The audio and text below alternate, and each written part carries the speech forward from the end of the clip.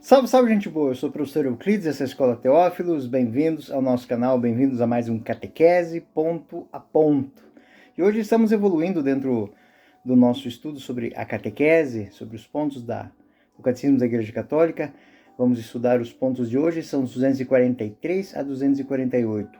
E vamos tratar da revelação de Deus como Santíssima Trindade. Vamos entrar no mistério da Santíssima Trindade. Então, nesses pontos que trazem muita riqueza para a nossa vida, para o nosso dia a dia, para o nosso estudo catequético. Lembro que estão dentro da primeira parte, ainda dentro do segundo parágrafo, a revelação de Deus como Trindade, né?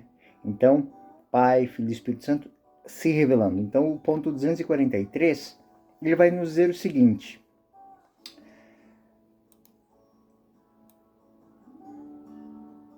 antes da sua Páscoa, Jesus anuncia o envio de outro Paráclito, defensor, o Espírito Santo. Agindo desde a criação e tendo outrora falado pelos profetas, o Espírito Santo estará agora junto dos discípulos, e neles para ensinar e os guiar para a verdade total. João 16:13. E assim o Espírito Santo é revelado como uma outra pessoa divina em relação a Jesus e ao Pai. O ponto 244 nos diz o seguinte: a origem eterna do Espírito revela-se na sua missão temporal. O Espírito Santo é enviado aos apóstolos e à Igreja, tanto pelo Pai, em nome do Filho, como pessoalmente pelo Filho, depois do seu regresso ao Pai. O envio da pessoa do Espírito após a glorificação de Jesus revela a plenitude do mistério da Santíssima Trindade.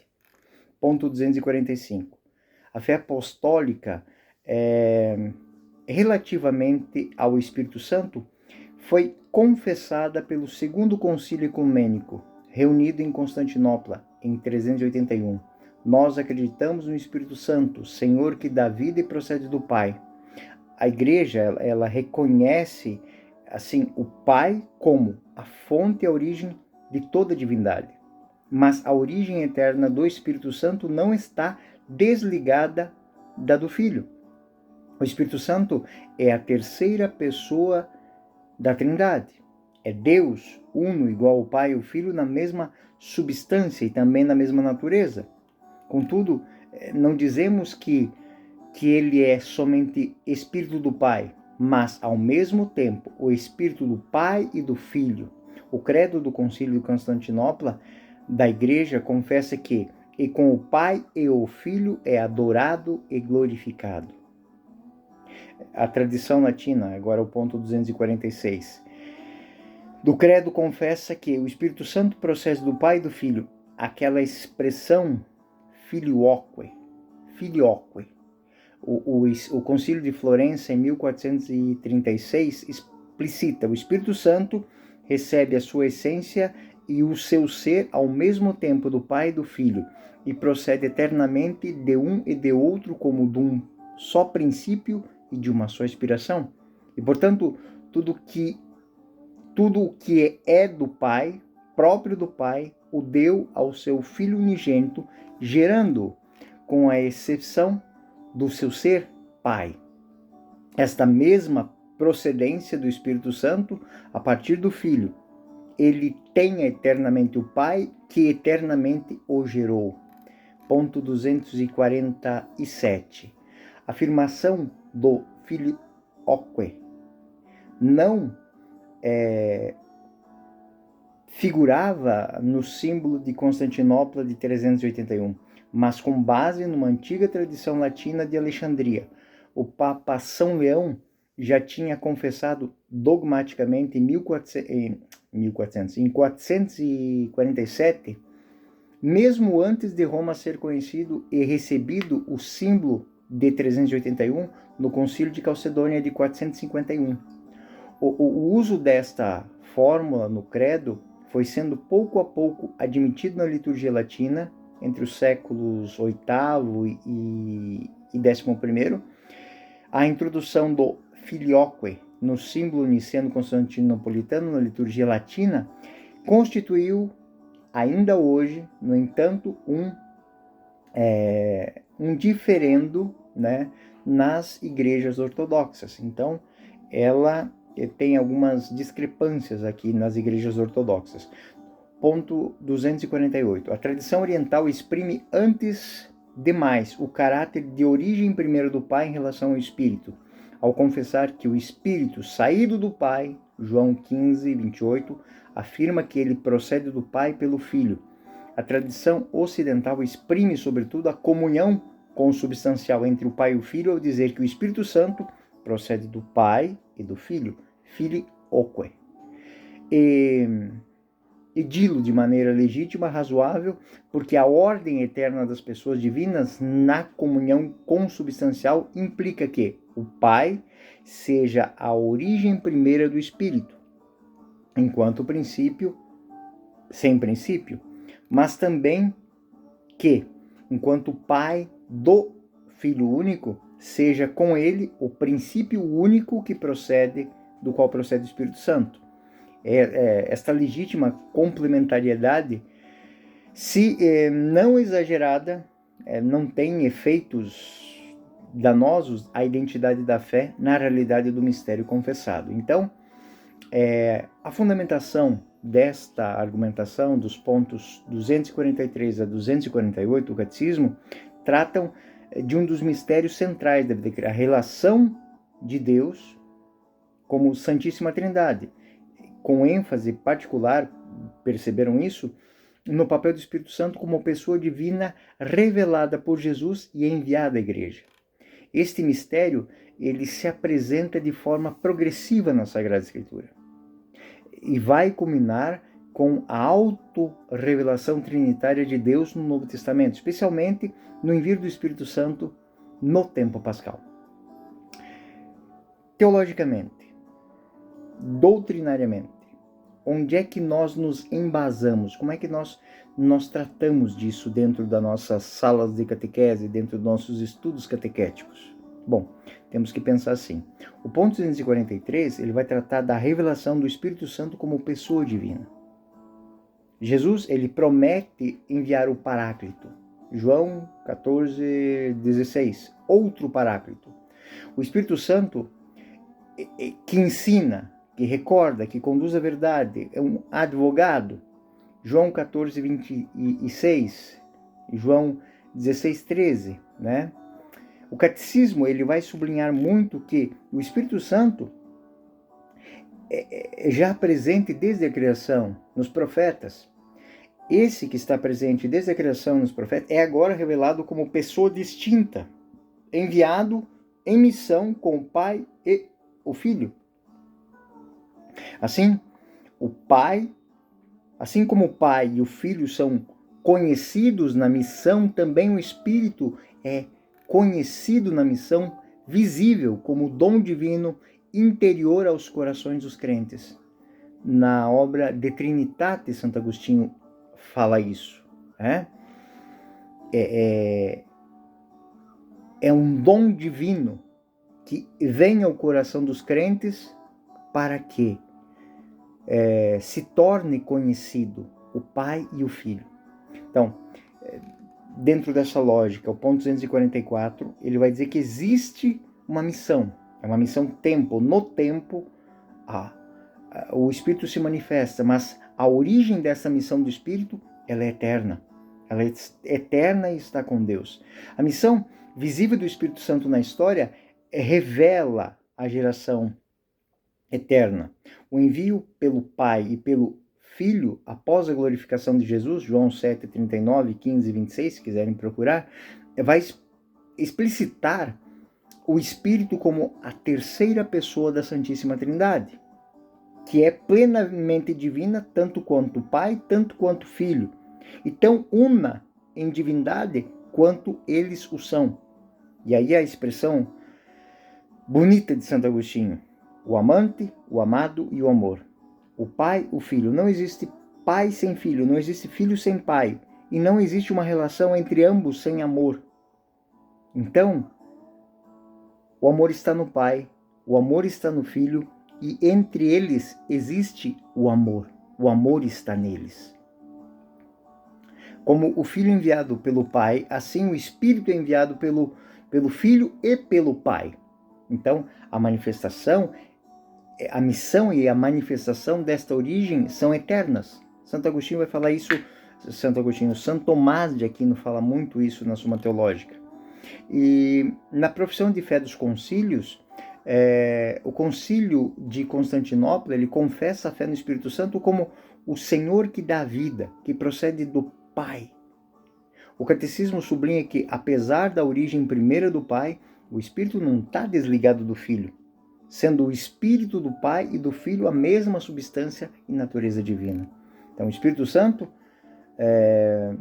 isso é Santo Atanásio, na carta Serapião, ele, patrística raízas, aqui podemos dizer. O Espírito Santo, sem ser gerado nem unigênito, é do Pai e do Filho, não por criação, mas por comunhão, por natureza. Aquilo que eu falei do amante, do amado e amor, é uma relação de consonância, é uma interação que existe. Não existe um sem o outro, e não se revela um sem revelar o outro. O Pai assume o Filho assume o Pai, nesse espírito que os assume como amante e como amado. A questão, e aí nós temos uma palavra técnica aqui, filioque, e do Filho. O termo e do Filho é acrescentado no credo latino, que expressa o Espírito procede do Pai e do Filho, como um só princípio. E essa doutrina, ela é definida no Concílio de Florença em 1438. Então nós vemos a progressão desse estudo da Santíssima Trindade. E é parte da fé católica. Dizer que o Pai, o Filho e o Espírito Santo não são Deus, ou são três deuses diferentes, é ir contra aquilo que nós professamos. Então o Espírito Santo procede eternamente do Pai e do Filho, como de um só princípio, de uma só inspiração. Isso são palavras do Concílio de Florença. Se não me engano, o nome, existe até um nome de um decreto quando o Concílio de Florença. O decreto, se não me engano, é Decretum pro gratis, ou seja, grátis, pro gratis, é algo assim. A tradição oriental, ela insiste na monarquia do Pai como origem única da tradição ocidental, afirma que o Pai e o Filho, em comunhão consubstancial, são um princípio único de onde procede o Espírito. Então, aqui existe uma pequena divergência entre a tradição oriental, onde para eles a origem do Espírito principia-se na origem única da tradição, ou seja, no Pai, a monarquia, ou seja, existe uma hierarquia aqui, na comunhão consubstancial. Portanto, mas mesmo assim são princípios únicos de onde procede o Espírito. O catecismo, ele reconhece e complementariedade legítima dessas expressões teológicas, E enfatiza que tanto o filioque quanto a consubstancialidade, elas se complementam aqui.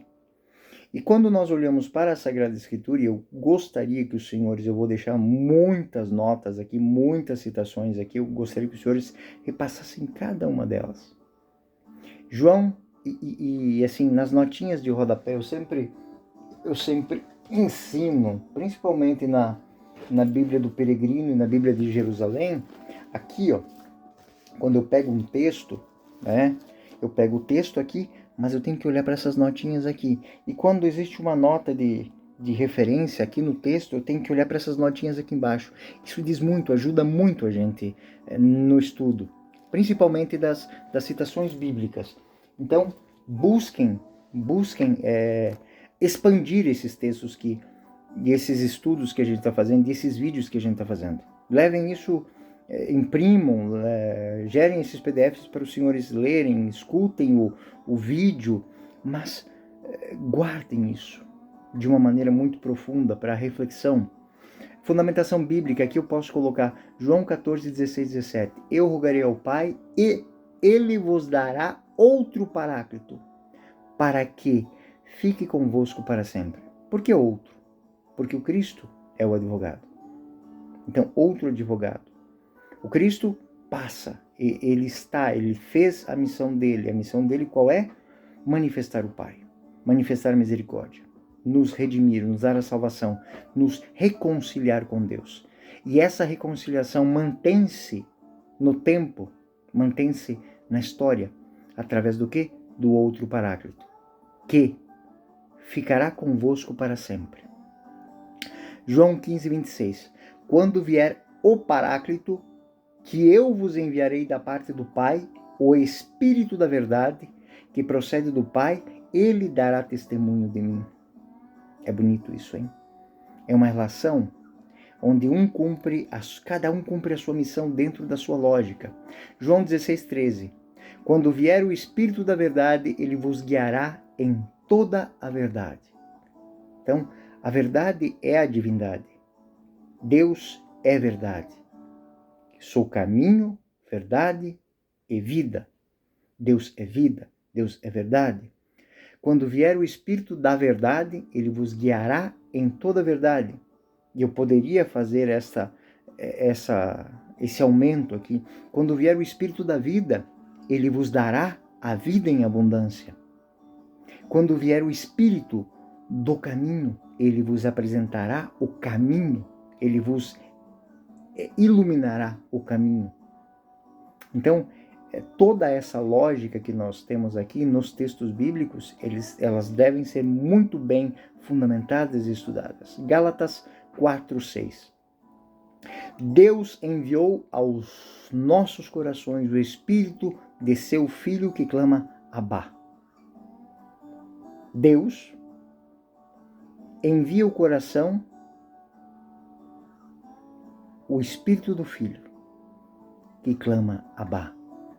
Conhecer o Filho pelo Espírito por vontade do Pai que quer ser reconhecido. Eu não reconheço o Pai, senão sei que Ele tem um Filho. E eu reconheço esta filiação através do Espírito que a compõe, que é o Espírito do Pai e do Filho. Do Pai e do Filho. Filho é o quê? Aqui, simples assim, claro assim. Mateus 28, 19. O mandato trinitário. Batizar em nome do Pai e do Filho e do Espírito Santo. Do Pai, do Filho e do Espírito Santo. Isso vai, já falei isso tantas vezes, isso vai direto na nossa vida litúrgica, né? A nossa estruturação da liturgia é totalmente em cima desta lógica. Eu estou na celebração eucarística quando imponho as mãos, invocando o Espírito Santo para que haja a consagração das espécies. Eu estou agindo em nome do Pai, do Filho e do Espírito Santo. A habitação do Espírito no fiel é um fundamento da vida virtuosa, da vida de santidade. Então, moralmente, eu sou o templo do Espírito Santo, o Espírito Santo habita em mim. E habitando em mim, habita em mim o quê? A filiação com o Pai e a fraternidade com Cristo. O Espírito Santo habita no coração do justo, como em seu templo. Ou seja, da mesma maneira que o Espírito Santo está com o Pai e o Filho, na eternidade ele está com aquele que o deixa, o recebe de maneira virtuosa e de maneira santa. Quando somos batizados, o pecado vai embora. O pecado se apaga por quê? Porque nós somos preenchidos da graça. A graça do Espírito Santo. Ela é infundida em nós. Tudo que é fraco, tudo que é vil, se vai. Ficamos plenos do Espírito Santo. Pastoralmente, como é que se aplica? Isso é muito importante para nós catequistas. Catequese trinitária é essencial à formação cristã. Ensinar o mistério da Trindade como uma comunhão de amor que inspira a ética da comunidade. Ou seja, as ações da comunidade devem ser fundamentadas nesta relação espiritual. Uma comunidade onde o Espírito Santo não tem espaço para falar, não é uma comunidade cristã. Uma comunidade cristã onde o Espírito Santo não tem como agir, porque nós estamos bloqueados pelos nossos preconceitos, nossos medos, não é uma comunidade cristã. Uma comunidade onde o Espírito Santo não consegue amar como pai, como filho, não é uma comunidade cristã. Enfim, concluindo, novamente mais um texto aqui que se expande. Mas antes de terminar, eu essa semana estava fazendo uma leitura e algo muito bonito que eu encontrei nos escritos de Santo Agostinho, que está no Sermão 56. Gostaria de partilhar com os senhores, porque no estudo que nós fizemos hoje, isso aqui faz todo sentido para a nossa vida, para a nossa caminhada. Quando a gente fala de oração, quando a gente fala de vida de intimidade com Deus, os catequistas ouvem muito isso, né? Aquela lógicazinha boba que muitas vezes não é tão boba quanto parece. Ela é instigadora, ela é enfrentadora. Vocês já vão entender. Sermão 56. Eu vou ler um dos parágrafos finais. Santo Agostinho ele vai citar o texto de Mateus 6, 7, 8, onde Jesus vai falar: não queirás, portanto, parecer com os pagãos, porque vosso Pai sabe o que é necessário e lhe dá o que nós pedimos. E aí Santo Agostinho comenta: porém, não me venha objetar. Se Deus já sabe perfeitamente o que é necessário, então, escusando é dizer-lhe, até mesmo poucas palavras, para que eu vou rezar? É justamente para esse fim que quis que rezasses, para que ele desse ao que manifesta o desejo de possuir, para que não se torne vil o que tenha concebido, porque foi ele mesmo quem incentivou em ti o próprio desejo. Santo Agostinho, ele aqui no Sermão 56, ele vai dizer uma coisa muito bonita. Quando nós amamos, é o Espírito que nos inspira a amar. Quando nós desejamos a Deus, é o Espírito que nos inspira a desejar. Quando nós rezamos, quando nós pedimos, quando nós temos qualquer tipo de carência, essa carência já é o Pai dizendo: olha, você não está precisando disso? Pede. Eu só posso te dar quando você pedir, porque eu não posso atacar a tua liberdade. Eu não posso atacar a tua ignorância. Eu não posso infringir os limites que eu próprio criei. Nós fomos criados livres, inteligentes e capazes. Então, quando eu quero, é o Espírito que sofra para que eu peça. Pedi-vos será dado, buscai e achareis. É isso. E por que a gente sente a necessidade de rezar? Porque o Pai nos diz que nós precisamos pedir. E isso é a ação do Espírito Santo. Quando nós pedimos perdão, quando nós pedimos uma graça, quando nós pedimos a cura, quando nós pedimos a liberdade, não fomos nós que sentimos a necessidade da cura, não, foi o Pai que disse: pede que eu te dou. Busca, que eu vou te fazer achar. E aí vem o Cristo, porque vós, sendo maus, sabeis dar boas coisas, quanto mais o vosso Pai que está no céu. Mas eu preciso pedir. E pedir é saber pedir. E saber pedir é movimentado por isso, movimentado por essa ação.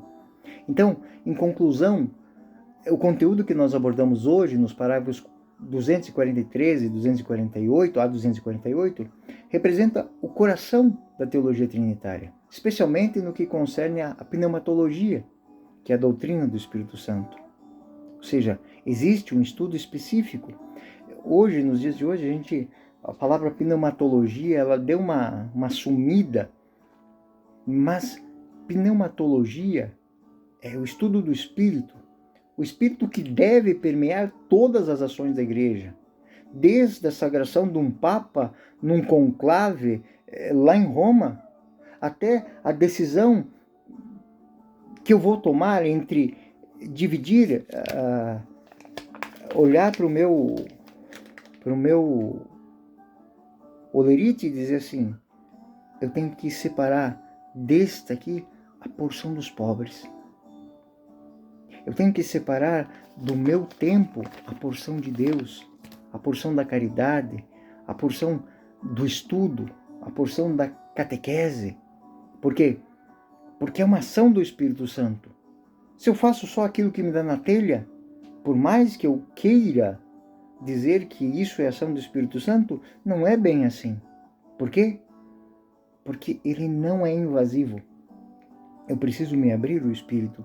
Por isso, o exercício de que nos fala Santo Agostinho, quando eu estou rezando, é Deus que está dizendo, pede, que eu te dou. Então, quando unimos a Escritura, a tradição, o magistério, a Igreja ensina que o Espírito Santo é a pessoa divina consubstancial ao Pai e o Filho enviado à Igreja para atualizá-la, para santificá-la e para conduzi-la à verdade plena. Mas é necessário querê-la, é necessário buscá-la, é necessário amá-la. Essa é a Escola Teófilos. Eu sou o professor Euclides e este foi mais um Catequese Ponto a Ponto. Fiquem com Deus, até o próximo ponto.